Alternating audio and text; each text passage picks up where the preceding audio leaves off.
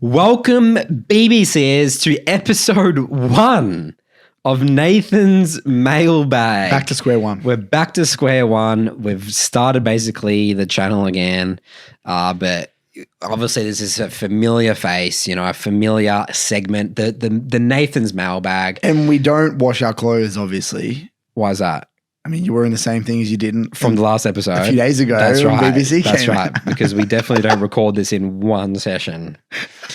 All right. So before we talk about or roast my hygiene levels, let's get started. So we're going to try and get a bit more questions in than usual in this. Now we've got a separate episode for this, and hopefully this sort of can take a life of its own. Over the time. I mean, again, talking about the last episode, we talked about the new era of the Broken by Concept. Content. The new era of the content, yeah. The new era of the era. The new era of the era.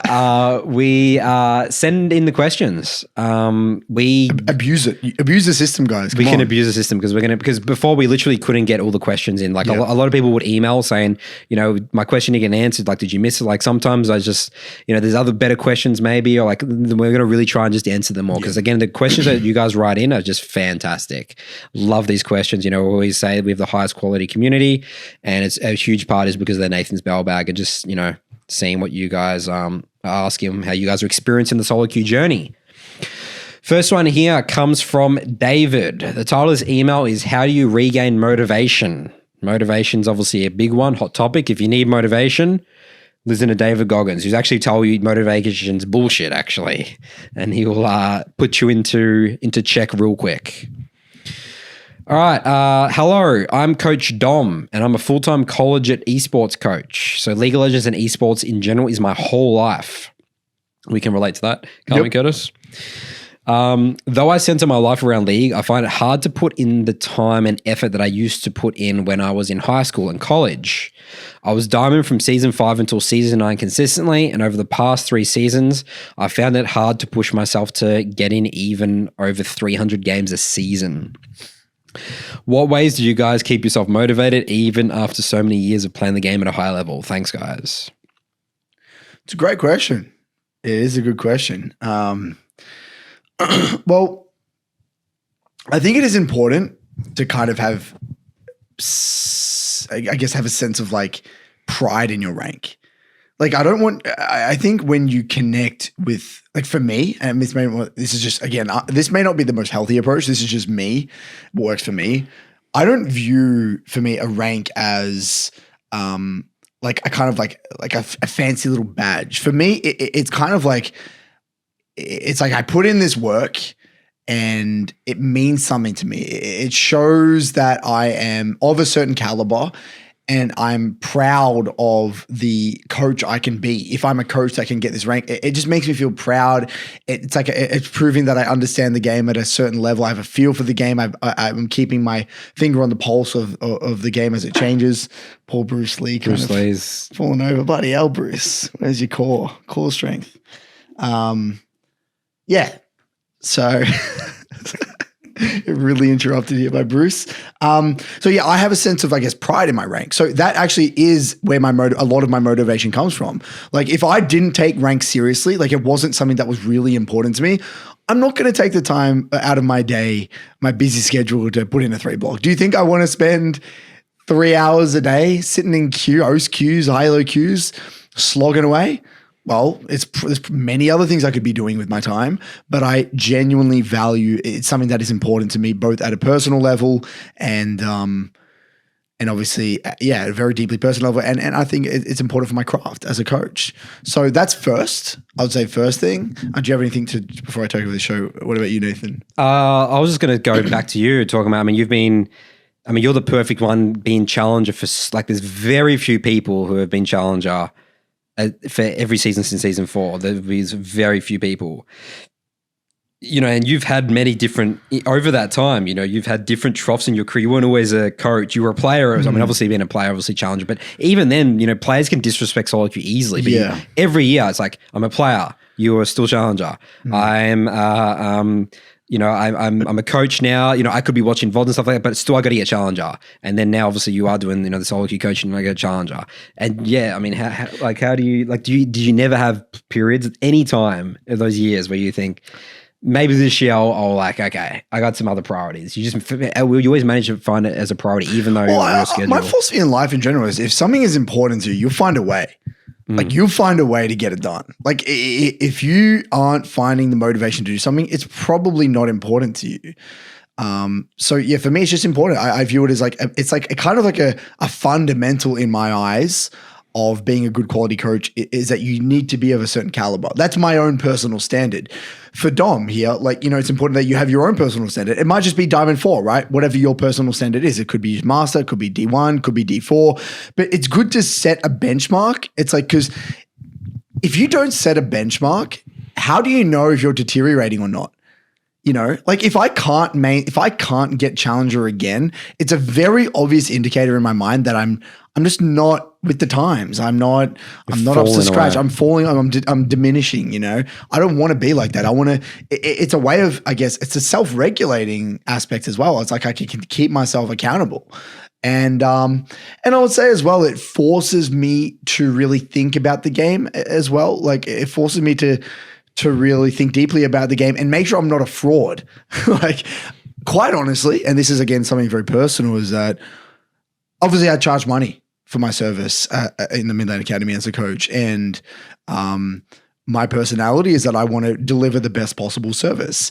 And for me, if I don't feel like I am both understanding the game at a deep level and feeling the game and got a constant, again, my finger on the pulse of the meta, I just don't feel like I can give the best advice. I give the best advice when I am, again, in these games, feeling what these champions feel like.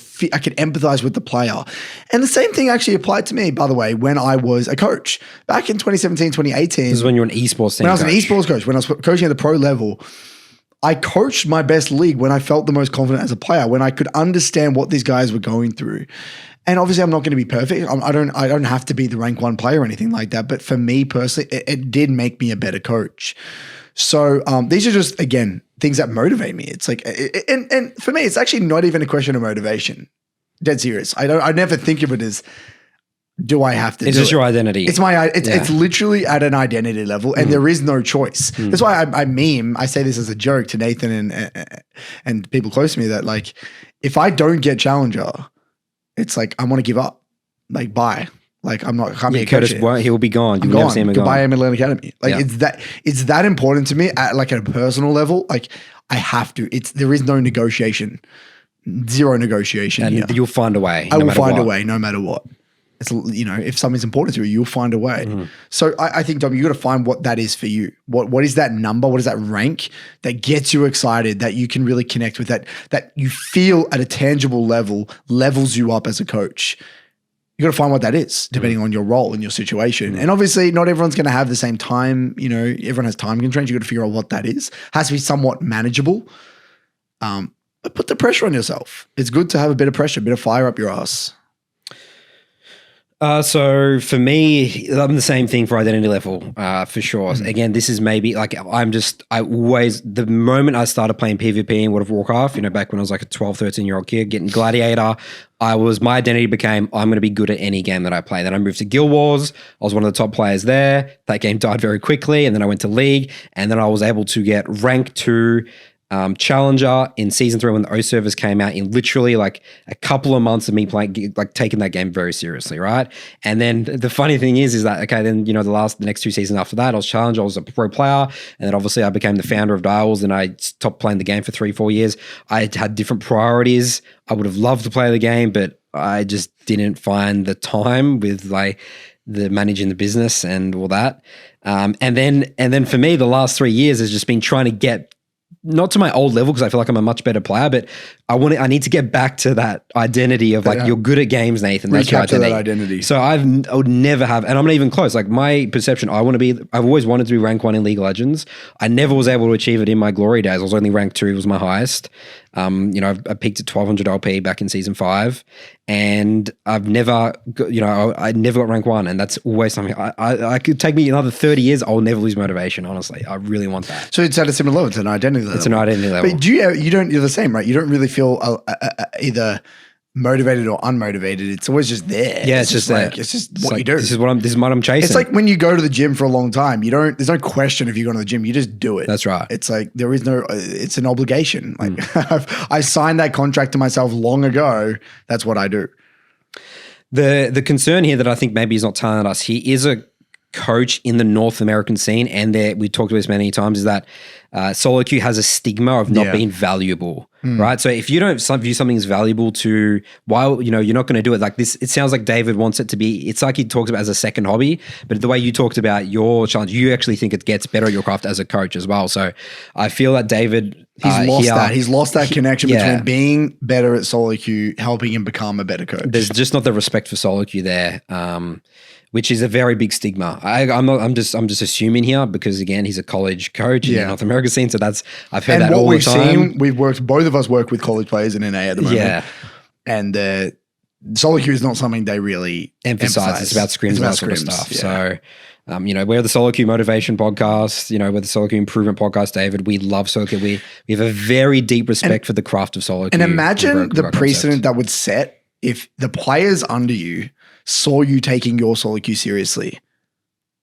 Just think about that. Imagine if you're in the office with everyone else and they see you playing solo queue, doing a 3 block, and they say, "What are you doing, dude? What are you still doing here? Doing a 3 block?" And they say you're actually taking your solo queue seriously. Like you're talking about the game. You're like talking about them like, "Oh, this is what I've been feeling in my games. What do you guys think about this?" Like that gets people excited. And it's so funny. In 2017, I was 1,000 LP as a coach, right? And I was higher LP than most of the pro players in the league at the time. And it was you put a fire up the player's ass. It's like, and it was also intimidating for the other players. I would bully my players. Yeah. This is not really the most healthy way, but I would bully my players saying, "You're lower elo than your coach. Get your shit together."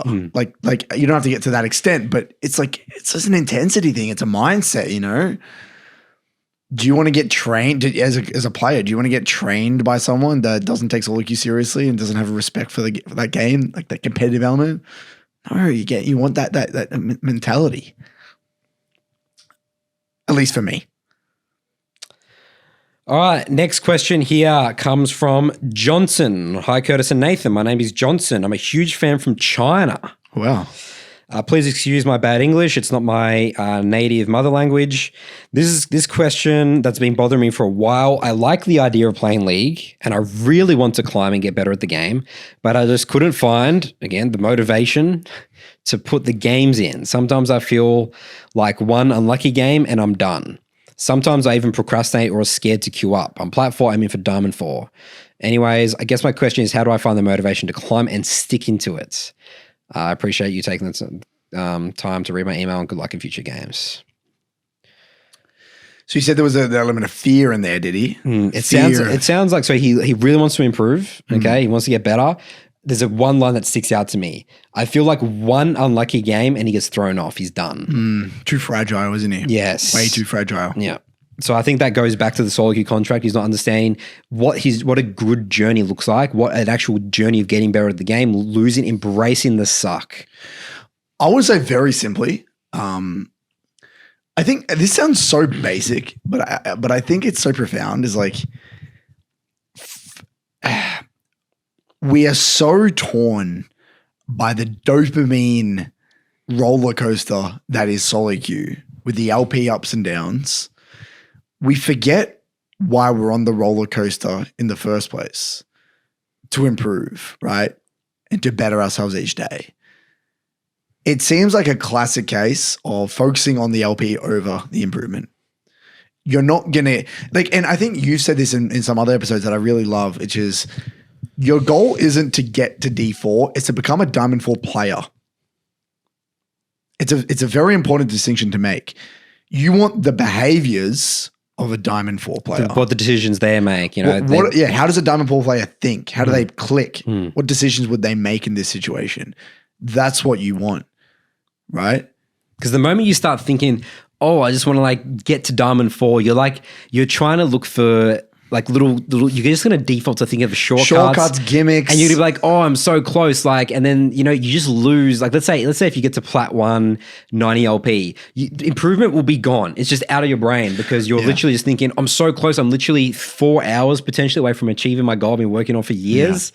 Yeah. And guess what? Those players always go back down. And people know this. So this is an interesting one because I'm sure we've all been in this situation where we've either played Clash at any rank, or maybe you're a higher elo player in Master Plus, where you verse someone that's higher LP than you, higher ranked than you significantly, right? Say you're a Master player, you get popped into like a GM game, or you're a GM, get popped into a Chow game, or you're in a Clash game and you get popped in, you're versing a higher ranked like say player. Diamond players. Right, say you're a Plat 4 and then you get popped with like a D4 or something, right? You can win that game versus that player. But you know, right? You know the feeling. You never really felt in control, and you felt like it could easily be out of control, and you know that they can beat you easily next time. You know that feeling, right? Like I'm sure we've all been there before. It's like you see those games on stream where you're watching like a really good streamer and they just beat Showmaker. And it's like Showmaker is so much better than this guy, and he might have beat him this game, and he beat him fair and square. But like over the majority of the games, this guy Showmaker's going to kick his ass. You know, you want to be on the other side of that. You want to be the guy who's going to consistently kick these other guys' asses. And the only way to get that is get those reps in. There's no way around that. And I think that when it comes to motivation, the last thing I'll say around this is,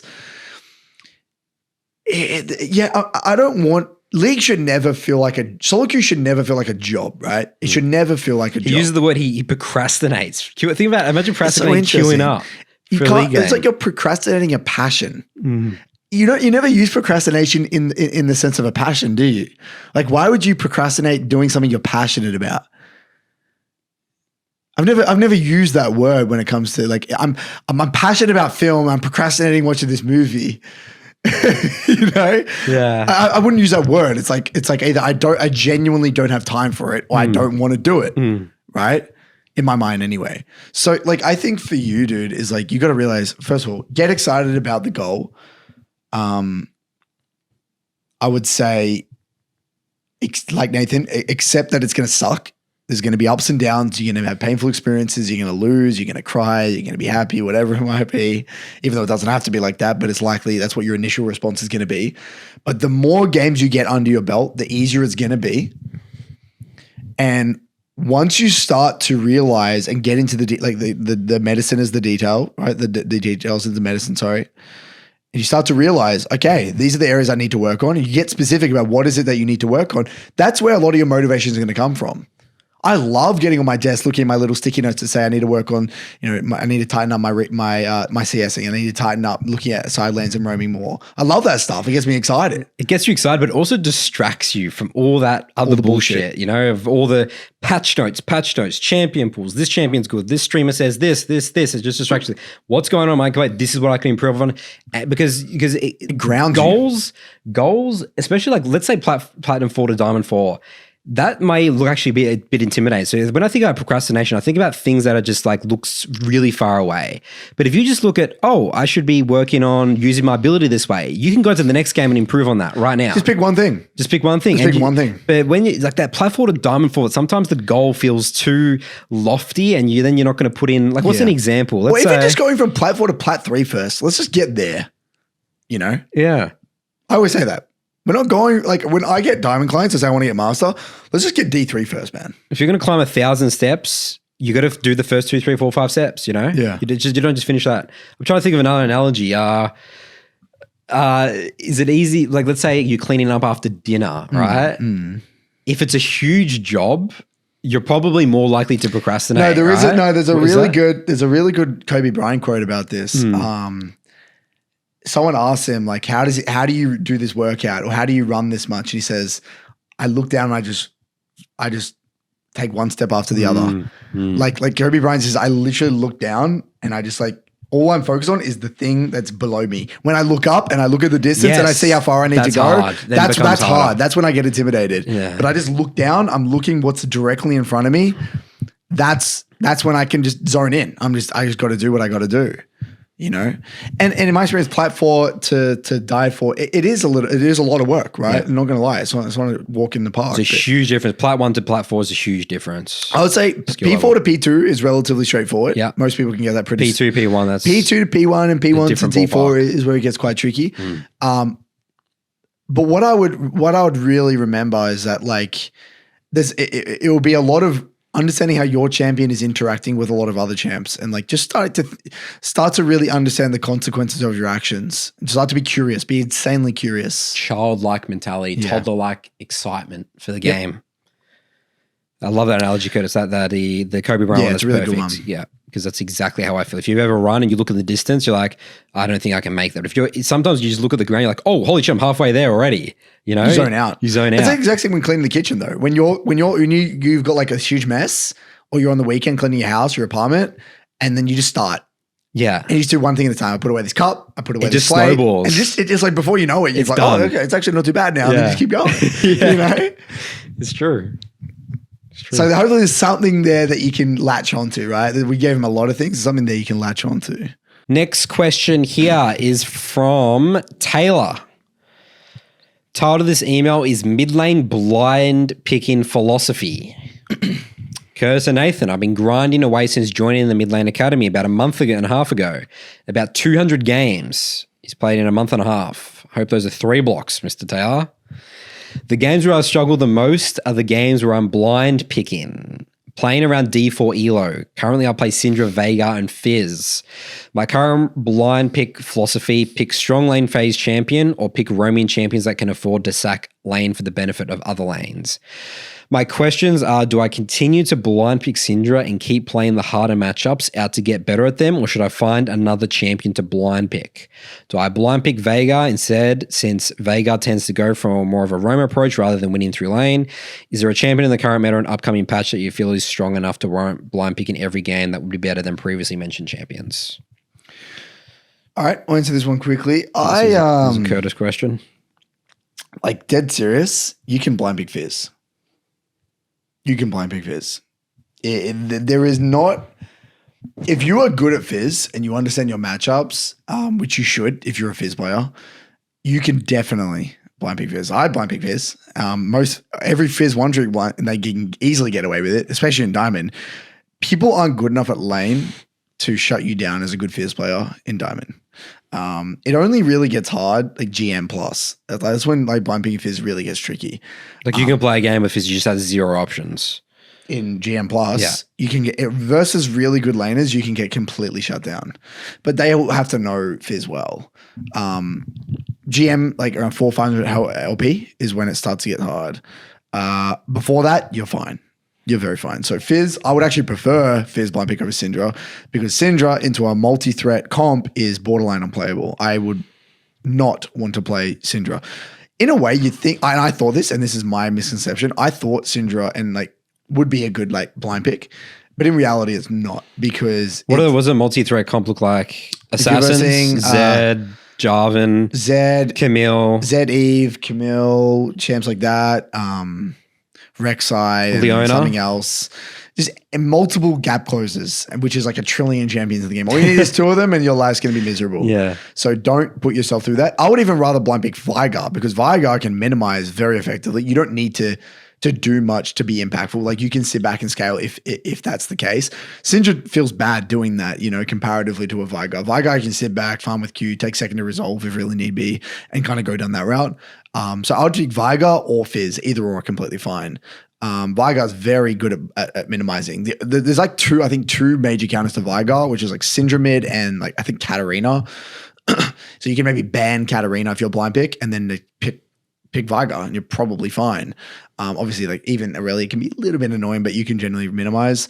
Or Fizz and just be a Chad, learn your matchups. That would be my advice. Don't pick up any other champs right now in Diamond. You're going to struggle even with 3. Obviously, I can't comment on those champions because I don't play those champions. What do you do as a jungler? by the way? What I do as a jungler, my mindset is what's your mindset? The moment this is just my experience. The moment I get into the mindset of even thinking about draft, my gameplay significantly lowers. That's just from my experience. I outside, obviously this is outside your champion pool. So I do rotate Rek'Sai and Volibear right now. Sometimes it's just a really bad Rek'Sai game. Yep. And then also we play Volibear. Obviously I have the insane champ mastery. Yep. But if I'm literally overthinking anything outside of that, it's just, I will play so much worse and I'll just regret picking it. Like, it's so important to learn how to play your champion in difficult games. That is how you get to the next level champ mastery. That's how you build confidence. It is, yeah. So draft, people will shove that down your throat all the time in the League of Legends community. Block out the noise. Play these champs in hard games. I will dodge games though that are full AP or full AD. Like, you've talked about that. That's one thing if I have like quad AP, I don't want to play that game. Yeah. I'm not playing that game. Quad AP is hard. I think quad AD is doable, I think. Quad AD is doable. I've won games Depends, before. But yeah, quad AD depends on the champs in the game, of course, but it is doable. AP though, overstacking AP is just so hard. So hard. Yeah, it is. You can easily build magic resist items. Magic resistance is way easier to build, it feels like. Yeah. So there we go. That's my philosophy. Anything else for that one, Curtis? No, I think it's pretty straightforward. Right, we'll do one more for this one. This is a bit of a longer one. This is from White Fang or Carman. Title of this email is Learning to Adapt as an Overly Analytical Player. It's funny, we get these emails all the time. Ever since you made that video and we've talked about being like identifying yourself as like a analytical player versus intuitive, people are really realizing what type of player they are. And there's definitely a lot of problems with the over analytical players. And also they leagues like especially, there's like esports analysts and stuff like that. It attracts a certain person in terms of like the analytical side. Like people love the analytics and stuff, of League. I think League in general attracts a lot. Like it's like in Counter-Strike, you don't have that problem, would you? It's difficult to be an analytical type player in Counter-Strike because it's so obviously feel-based. And aim. But I would say that like there's nothing wrong with being overly analytical. Like there's nothing wrong with that. You just got to be aware of it. And I would say I'm an incredibly analytical player. Right. I'll say so as well for myself. But I think we realized intuitively that it is an intuitively based game, like intuition based game. So as long as you're aware of it, and that's the point of that video, is to get people thinking about what type they are. Maybe they're over indexing on one side, and then maybe using too much of that. You can work around it. Definitely work around it. All right, so let's read his email before we go and just, answering the question already. Hey, Nathan and Curtis, my name is Carman. I'm a Platinum 2 Cassiopeia one trick in North America. I have a goal of reaching Diamond 4 by the end of the season and have been following the 3-block process for the better part of the past 2 months with great success, coming off a tilt spree in Platinum 4. I feel as though I could definitely get there by playing Cassiopeia only. However, I recently decided that I want to add Talia to my champion pool as her kit functions similarly to Cassio's in regards to zone control and sustained DPS in team fights. And she's a bit of an easier timer to some of Cassio's harder matchups like Yasuo, for example. Anything to comment on that one so far, Curtis? Continue on. In the process of picking up Talia and playing 50 or so games on my gold smurf and in my flex games, I've started to notice one of my largest and most consistent problem areas is my inability to adapt to non-theory based situations. I consider myself to be an extremely analytical player who loves to delve into the theory of why decisions are made and which ones are the most optimal. So much that I believe is to a fault. Playing in these lower elo games has made my rigid playstyle stick out, and I'm realizing that I'm missing tons of opportunities to get leads when there theoretically shouldn't be there. For example, I believe that I have a better understanding of wave management than almost anyone in Platinum. I can consistently keep waves on my side, build large waves to create plays with my jungler, force 1v2s by freezing in lanes against weaker opponents. However, when going to roam, it feels instinctually that I need to crash my wave before moving so I don't miss CS. And this often leads to missed opportunities where I might arrive to plays too late or miss chances where the enemy jungler or bot lane aren't respecting our mid lane jungle threat. I've often seen high elo challenger players make those unorthodox queen flip roaming attempts work out, and I'm left feeling that my rigid play style is prohibiting me from becoming the best player I can in the chaotic environment that is solo queue. It's great that he's identifying that, embracing the chaos in solo queue. My question for you is, how can I learn when to take risks and go for these plays that contradict my laning fundamentals and increase my ability to adapt to the chaos? P.S. My rank may have gone up, but this podcast has helped my real life tenfold. Keep grinding and know that your small waves are causing tsunamis on the other side of the globe. Cheers, Carman. Oh, this email sounds like that's the typical, it's the roam, isn't it? Isn't the roam, isn't that the how many times this is both in jungle as well. I'm assuming, like, do I go for that camp or do I go to that play? Or, it's the same thing. Yeah. So what I would say, okay. It's the biggest question. How do I know when to roam? It's and when so do I ditch big. away? I mean, this is the most common thing. Yeah. I want to call out one sentence that he said, which was, I feel as though these plays are contradicting the mid lane fundamentals. No, that's not, I don't really understand where he's coming with that. And that's not true. Because the way that I think about it from a mid lane roam, right? You can see chaos happening and you can literally weigh up. This is my perspective. Do you go for this wave how much is a wave that's not a cannon wave in terms of gold, Curtis? I don't know. You actually don't know. I don't know. Isn't it so funny you don't know this? I don't know a lot of basics. I said this all the time. I said this on one of these. I don't. Is it around 150 gold? Is it? Well, each 180 around 130-ish, 20, 100, so 100-ish. It's around 100-ish, I think. Because it's about 20 gold each minion, right? On average, roughly. and 6 minions, right? Yeah. So you think it's like, do I go for this and then maybe like lose a plate? Or do I get my lane that's a win condition? In this specific scenarios, because you see they're heavy trade. They're not full HP with all sums. Yeah. They're half HP, pushed up, and your lane is touched, and you tell that they're going to stay. And, is it as simple as that, Curtis? So I want to approach it a different way. Because I just think of it as just a cost. It's a cost. Yeah, cost analysis. I agree. Yeah. But there's a psychological thing at play here. All right. When you're very familiar with the mid lane fundamentals, and let's say in his case, he's very particular about wave states. What I found with these sorts of players is that they know exactly what they're going to lose on a play. So like, we got what's his name? Carman. Carman, the wave expert, versus Jim Bob 69. Okay. And he doesn't really know much about waves and how much he's going to get. He doesn't understand the inherent sacrifice what sacrifice he's making when going for a roam. When he sees a potential play, Jim Bob sees a potential play in a side lane for a roam or whatever it might be, his eyes light up and he thinks, great, kill, I'm going to go. He doesn't even have to think about what he's going to lose in mid-wave because he's not really considering that. And in my head, kill's a kill. He wants that kill. Kills are great, right? Thumbs up, kill. Kills been win me games. Exactly. And I'm gonna go to that play, right? Whereas Carman, he then has to think to himself, well, this is what's happening in the wave state. And if I go, I know that I'm going to lose this. This is exactly what I'm going to lose.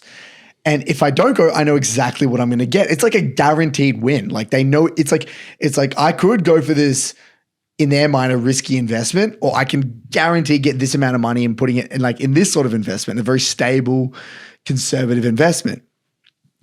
And what happens psychologically, I believe, is that they would rather than getting into the specifics and the details about why that other play would be good, they just think back to all the painful experiences that they've had of missed opportunity or like plays they've messed up. So you're saying failed roams. Yes. And they think, I know I've missed all these, I've missed so much gold, I've missed all this shit. I don't want to have that painful experience again. Because so their default mechanism is, I don't even want to even risk it. Like in their mind, and the reason they perceive it as so risky is they fail to get into the details. The way Carman needs to approach getting better at this is purely by understanding specifically how much you get, what makes that roam good or bad, why it would work or why it wouldn't work, what's the likelihood of it working or not working, how much you would get from it, and how that would impact the game. But is he going to do that? I mean, that a lot of people don't. They're not bothered to get into that. That's a really analytical approach. Yes, you get better at actually by being analytical. That's so funny because his he's sort of like, it says he's analytical on one side, He's but only he's being not. he's only being half analytical. He's actually being emotional in a weird way. Yes, that's right. He's actually being emotional when it comes to the roam specifically. He's actually not being analytical. So what I would actually recommend he do next time there is one of those plays, what I say is a 3-step process: hover, assess, execute, or decide. That's a 3-step process. So when you say hover, you've started I walking to the I lane? don't even think if you're going to just go. Okay. Your default response every single time needs to always go, right? You always go. In that. Wait, have you pushed in the wave or the wave's left? No. Okay. Don't give a shit. Okay. If there's a play in the river, my default response is go. Just start walking there. Start walking there. Yeah. In that 2 seconds while you've clicked that direction and then you pan, then you decide and then you just come back. Worst case scenario, you've only missed a minion or 2 minions, but you could have potentially got a double kill or a kill. So the cost in my eyes is always worth. It's like you pay that. It's like a fee. It's like I'm going to take that, but that could have won me the lottery. You know, I would rather I would take that risk because also it's not just a normal lottery. Is that if you don't take it and then your jungler dies and you could have saved him, it's like loss prevention as well. So what he needs to do is go through that process: the hover, the assess, and decide. Have a hypothesis, decide, and then in the review, look at it and be like, well, in an alternate reality, if I were to like play this again, what would happen? Like if knowing what I know now about what happened and the way it panned out and with the beauty of hindsight, God mode, I actually probably could have reached that. And that's what it would have got me. There'd be so much information. You'd actually learn so much about vulnerability, why lanes are vulnerable. If you actually looked at these things, like how often do you fail roams nowadays? I do. I still do fail roams. Okay. Do they make sense after? Yeah, that makes sense after though. Okay. That makes sense. It's like, oh, okay. Yep. That makes sense. Like they had all sums. Like I had one yesterday where I played Fizz and I went for this roam and like they didn't need me. So I overcommitted. Okay. Like it didn't fail. I didn't die, but I didn't even make the play. They just killed them before I got there. Yeah. But it was an emotional roam. Like I was really wanting to get out of the lane. I really wanted to make the play happen. I couldn't accept reality that I just wanted to get the kill, you know? But it made sense. I wasn't needed. Like there was squishy under tower, they were low. My jungle was collapsing. It was free. All I had to do was hover, get to the blast cone, but actually not take the blast cone, actually just go back to mid lane. I wouldn't have missed anything. So what he needs to do is actually have a bunch of painful experiences. That's what he needs to do. He needs to actually go and fail. He needs to go to like a bunch of these plays and fail and realize why he's failing or make them or go and actually some of them work and we'll see why they worked.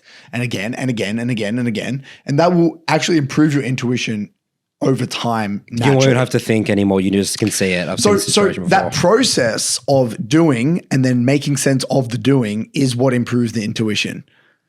So it's a half analytical process and a half intuitive or feel process. You got to connect the knowledge with the feeling.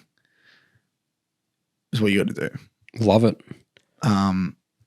Yeah. So what I've actually noticed this as a trend is a lot of people, it's what I call a Band-Aid solution. Their Band-Aid solution is don't even look, don't even attempt, don't even remotely hover because they fear they think back to those painful experiences they've had in the past. Foul roam, I lose I lose 2 waves, I lose 2 plates. Oh my God. But that's a very niche situation. You're versing a Yasuo that can one-shot the wave. You're versing an Echo that can one-shot the wave.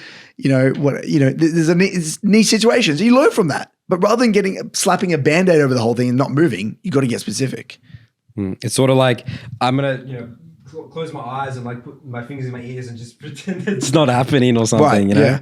And I'm assuming you've had clients with that in jungle where rather than getting into the specifics about why they should have actually went for that gank, they'll say, so sometimes they'll completely, let's say if they'd identified one lane as a win condition, they'll completely ignore, never look, not once, even getting that information to even know if there's an opportunity there. And, sometimes even if a lane's not a win, you can help out a lane here and there. It's a minimal investment, as you said, just walk there anyway, see what's up. And then Nathan, one thing I've noticed about a skill set we have is it feels like we are able to really beautifully jump into the analytical mode and then jump into the intuitive mode. We're able to like seamlessly go between the two, like very easily, like without overthinking or without autopiloting. I think so as well. And I think why this is the case is that we've gone play after play after play just being curious and then making sense of it. Because this is, okay, I want to, rather than using us as an example, I want to use, do a dichotomy here, two polar opposite ends. Jim Bob 69. Let's have a pure League of Legends analyst coach that doesn't give a shit about solo queue. So this is silver 1, right? So he's a coach for like a collegiate team. Silver, gold 4, right? He has very, very little feel for the game. Most of his knowledge is through watching VODs. He's watched a shit ton of VODs. He spam watches SKT, whatever it might be. He watches a lot of VODs. Let's name him Henry. Henry, the League Legends coach. Okay. And then we have Max, the Echo one trick in D1 that just grinds games. He's got 2,000 Echo games. Shit ton of Echo games. He knows Echo really, really well, feel oriented to the extreme. He can't even tell you why he's doing what he's doing, basically. I mean, he does it well, but he doesn't really know why. So the problem with Max is that he won't use analytical thoughts enough because he hasn't made sense of why certain plays work and why certain plays don't. So for him to go to the next level, he actually needs to be overly analytic to make sense of the plays. So he has one half of the puzzle. He doesn't have the other half. Henry. His problem is that he has one half. He has the other half. He can break down problems, but he has no sense of feel for why and how that would feel like in the game, how your mental stack would be, the damage outputs, just like your awareness. Like he has no feel for the game. So with his journey, he's always going to be he's obviously over analytical. He needs to over index in the field. He needs to just spam games. But he still needs to do the same process. He still needs to go to the plays and attach the theory with a feeling. So he needs to attach the theory with the theory with a feeling. The other guy needs to attach the feeling with theory. They're coming with the same problem, but they have to attack it from a differing lens. But it's the same problem. You need half. It's a half-half. And what we've done, if you do that enough, if you actually have an experience and you make sense of it, understand the why, but most importantly, attach it with a feeling, that's bingo. That's where your muscle memory is. That's the beautiful point. That's where real learning is. That's solidified. That's real shit right there. The real shit. It's the real shit. It's the good shit. All right. Well, I think that's greatly put, Curtis. Again, I can always just think about, you answer that question so passionately because you've been asked that roaming question so many times. It's so funny because, I mean, with Gank, I have a formula now where I'm just going to be coming out releasing my Rek'Sai guide. I just don't fail ganks anymore.